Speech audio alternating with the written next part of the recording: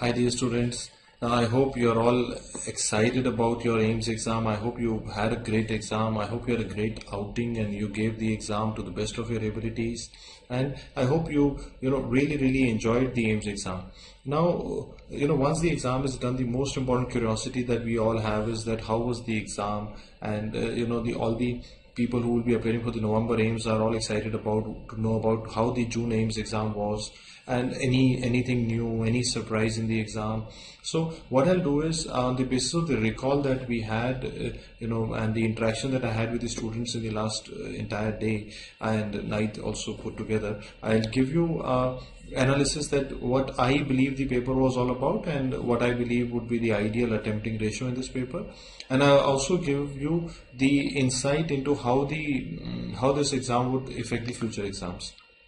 And this exam was a landmark exam, not because of the questions or anything else, just because of this exam being the first exam that was conducted after the lockdown has come in. This is the first exam. Imagine, not only in the medical sector, in the entire education industry, this is the first exam that was conducted with due safety precautions after the lockdown. And hats off to the AIIMS team to take this challenge, and to be able to conduct this exam at this stage was actually a tremendous effort that they have done. And they have taken a lot of due care and a lot of safety measures in the exam. And I believe that these safety measures would open the way for other exam bodies also to conduct the exam in the country. And I think what they've done is they have laid down a roadmap for how an exam should be conducted in this pandemic era. So what were the safety measures there? So they had ensured the safety of the candidates because of these factors. They had zero contact with the candidates. There were boxes marked at the main entry gate. There were facilities for sanitizing hands at the entry. And as a part of DAM's endeavor, we also made sure that we also sent our boys wherever possible with the sanitizers to help students remain safe. And there was barcode scanning at the registration gate. There were thermal screening at the entry. Sanitizer and masks were available. Students were sitting with 2 or 3 systems apart. And even at the exit, there was no crowding. The guardians were not allowed to gather at the gate. All in all, they managed the show pretty well. And I think that kind of tells the candidates what to expect when they go for the upcoming PGI exam or upcoming JIPMER exam. But as far as the exam goes, this exam was in a way much more a simpler attempt at the exam as compared to the previous AIIMS exam. And probably I believe that the AIIMS people and the entire organizing team there, probably they wanted to keep it simple. Because of the organizational issues. This is the exam where we had only single best response questions. No assertion reasoning, no multiple true false, no match the following, no arrange the sequence, no video based questions. Now a lot of students have now asked me, sir, what do you think would happen in November AIIMS? Now, I believe that this was not done for academic reasons. I believe that this was done for technical reasons.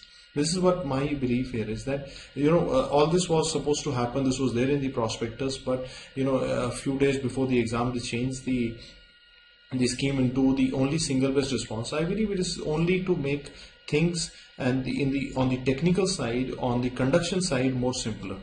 The reason I'm saying this is because when we organize our own DAM CBT, so if we are facing technical challenges, we remove the video based questions, because we do not want that in some centers the videos play, some do not play, because we all know as of now all of the computer centers also have manpower issues, technical issues. I think that this would not have implication for November AIIMS. This is what I feel, and I feel in the November AIIMS you will again have all those classic AIIMS patterns of assertion, reasoning, true false, video based questions, but they were not there in this exam. This was a very important thing to notice. Now second was visuals. As always, visuals play a very important role. The image based questions play a very important role in AIIMS. But if I compare the number of visuals to previous AIIMS exams, I would say that these are less than the previous AIIMS. The number is less. if I actually give you, though, so on the basis of recall, we found out that around 30 to 40 visual questions were there. There were 2 visual questions from radiology, we had 2 visual questions on anatomy, something related to a muscle attachment and its function, one asking the arterial structure against a particular prominence. There were questions on dermatology, which is fairly expected usually, and there was a life cycle based question also, and there was a question about structure of mucopolysaccharidosis, which was unique at this time. There was a graphical question on different levels of hemoglobin in children. There were images from ENT this time with the retractor, piriform fossa, forensic images for identifying the type of wounds. So I again want the future aspirant to know that visual questions are very important as far as AIIMS goes. So whenever you are appearing for a visual question, don't get overwhelmed by the visual. Look at the choices first, then see the image. Most of the time you will be able to rule out. And many times the images are actually straightforward and they do not actually, they actually simplify the things. So I would want you to not to get overwhelmed by the images. Don't blindly start thinking about the image. First see the choices, then start looking at the images would always help you and your purpose. And what was new here is that this time in the AIIMS exam, they had no ECG questions. They had one question on biostatistics, and this was much less than the usual. And last time also they had no questions on biostatistics. There were no questions on instruments, very few or probably negligible questions on anesthesia. But the unique thing was this time we had more questions on short subjects like orthopedics, radiology, psychiatry, dermatology. We had more questions. While classically in AIIMS short subjects are given less weightage, we had good number of questions from short subjects here. There were 3 to 4 straightforward questions from COVID-19, and even if the questions were from a known topic, the choices were close, and there was the choices were the key here. The topics were more or less predictable, but the choices were the key here.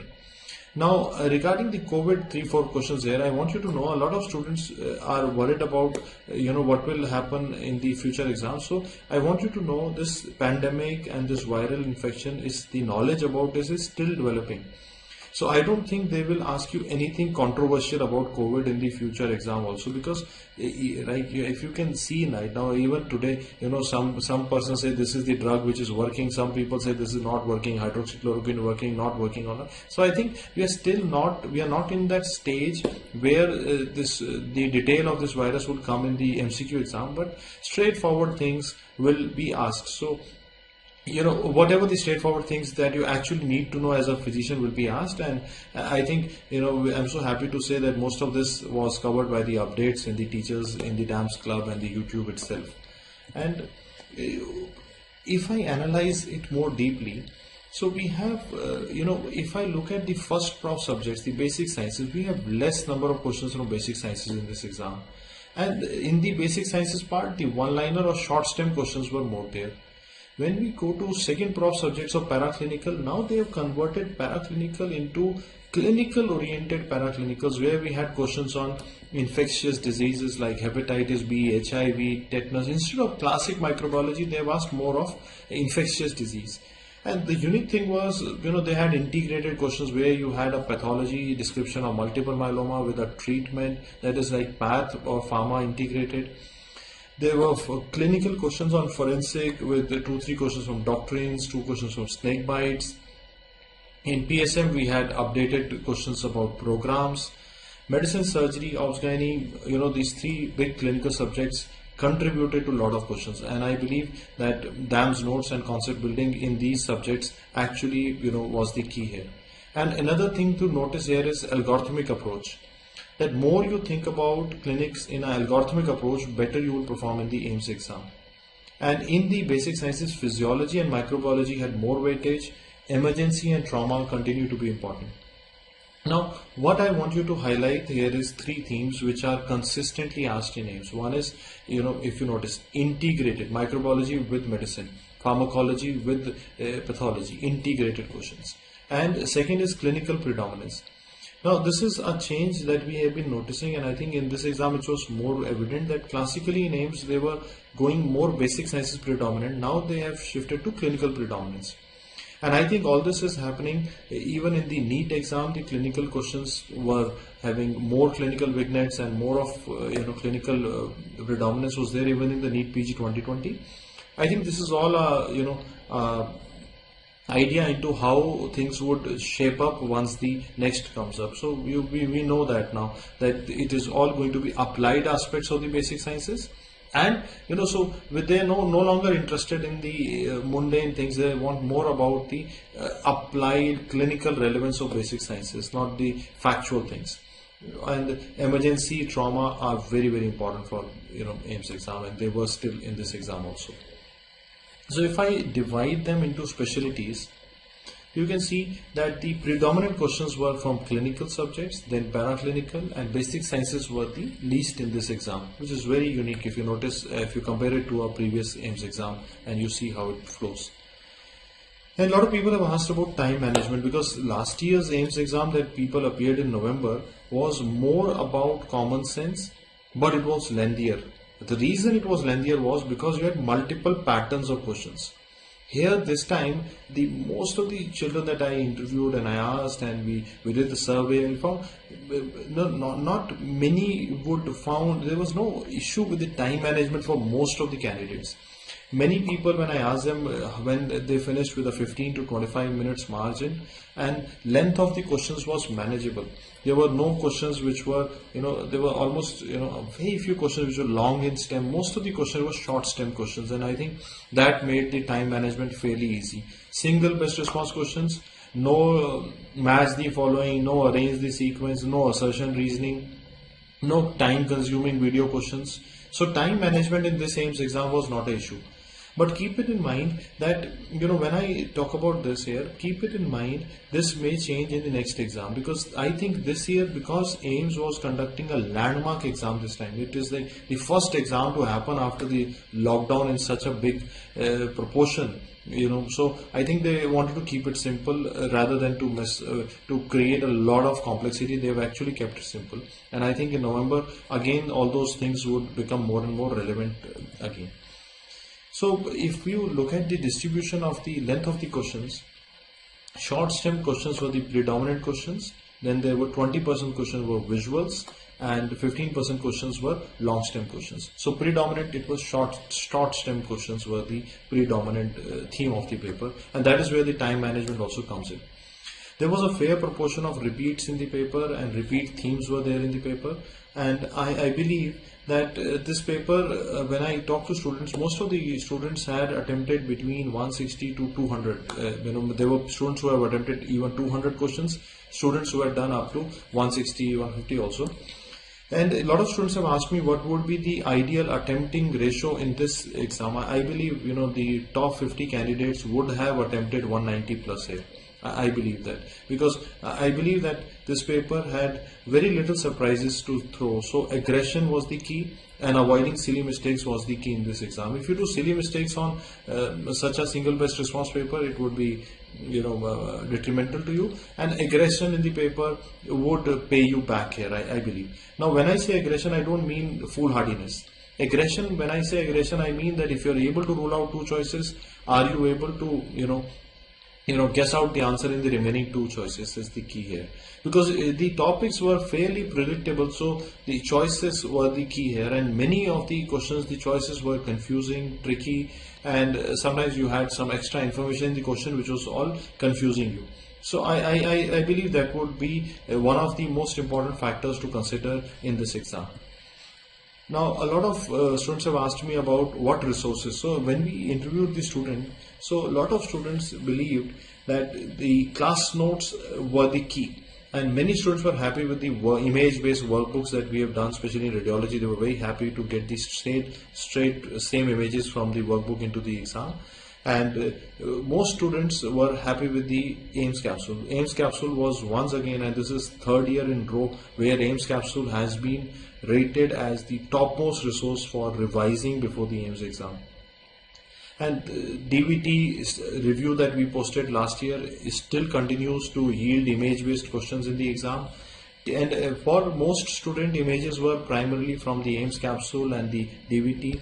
T&D discussions and grand tests were also rated very high by the students, and some students were very happy to have exact same questions from the grand test and mock test in the real exam. So they were very happy with the prediction that DAMS teams has been doing in the past by creating quality questions.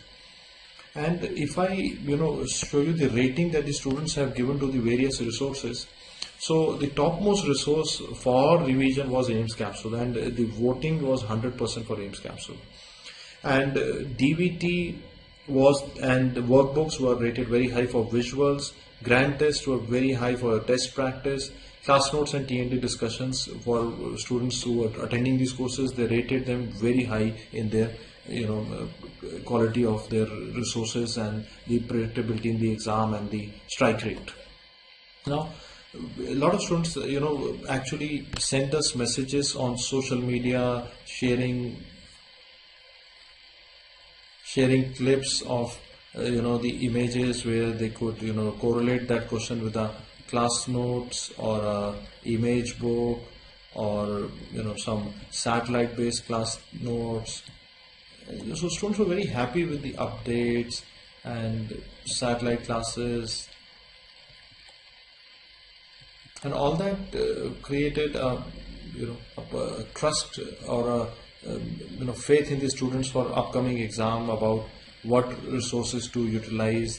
And as the part of the DAMS team, I'm really excited about the feedback that the students have given, and I would like to congratulate the teachers for their exemplary teaching and conceptual teaching, where they have been able to remain contemporary. The key here is that if you are teaching contemporary medicine, if the teachers are teaching new pattern, if they are teaching concepts, they tend to have a better strike rate in the exam. And so gone are the days of all those rote learnings and factual remembering. The key in the exams now is understanding of concepts. And a lot of students actually said this, that the voices of the teachers were echoing in their mind when they were answering, and that is a mark of a great teacher. And a lot of students were able to place some questions because answer them correctly from the grand tests. And some of the messages were really, really beautiful. Like some students, they sent us a message that although they could not do the paper well, but they have now faith in the DAMS notes, and they are sure that they don't need any more resources. And the trust that the students have in the DAMS notes and the classes, they were very happy with the questions from notes and from what the teachers are saying, and they could get hope. And that is what my message to students here is, that please have trust in your teachers, trust in your system. We have been doing it for last 2 decades, and this AIIMS exam, people who have been more aggressive in this paper, who have made less silly mistakes, 190 plus attempting ratio would be the top 50 candidates who would have attempted that much, would do well in this exam. But keep it in mind that don't take this exam as a standard for next exam, because I want you to understand that November AIIMS that will happen will be different from this exam. You have to see the perspective in the conditions in which this exam was conducted, and you already know there were delays, another delay, confusions. So I think all that led to simplification of the exam process. So I don't think this would continue in future. In the future exams, we would again have those assertion, reasoning, and different kind of patterns that AIIMS is famous for. And also I believe that this exam has a touch of clinical predominance, visual predominance, and some integration, but basic sciences have a lesser role to play in this paper as compared to the previous AIIMS exams. I think that is more or less the entire summary of the exam. I wish you all the best, and I'm sure I'll be interviewing you, or some of you here on this very channel after you've done well in this AIIMS exam. I'm very, very excited to meet you and hear your story, and I want to wish all the candidates best of luck for the upcoming PGI exam as well, and JIPMER exam also. God bless you. Stay put, do your best, and keep presence of mind alive in the exam. The exams nowadays are not about hi-fi stuff, or they are not about rote learning or facts. They are basically about applying what you know. So if you keep your confidence up, if you keep your understanding questioned up, and if you spend time understanding from the teachers rather than comparing. I think the most important problem that has happened nowadays is that you find a lot of candidates comparing that, sir, this teacher is like this resource is like this. Instead of that, if we focus on learning from the teachers, and that is where I made a podcast about this as well. I believe the most important factor between a student-teacher relationship is trust. Trust your teachers, trust your resources, and the magic happens. And I'm so happy, and I would like to congratulate the entire DAMS team again for their exemplary teaching, all the faculty members for their great conceptual teaching, which could make this kind of reviews which have I am feeling so actually validated and so happy from the feedbacks and the reviews that the students have given us. And I wish all of the students best of luck for their results. God bless you.